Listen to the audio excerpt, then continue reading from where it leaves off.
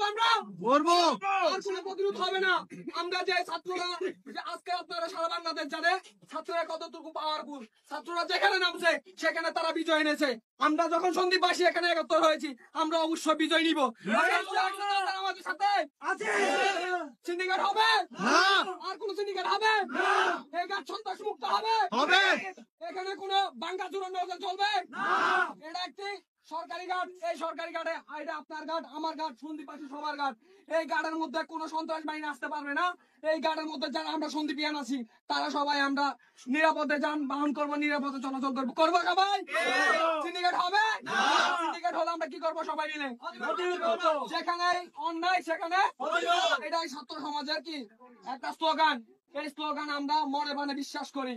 এই স্লোগানে আমরা জীবন বাঁচাই রাখবো। যেখানে অন্যায় সেখানে প্রতিরোধ।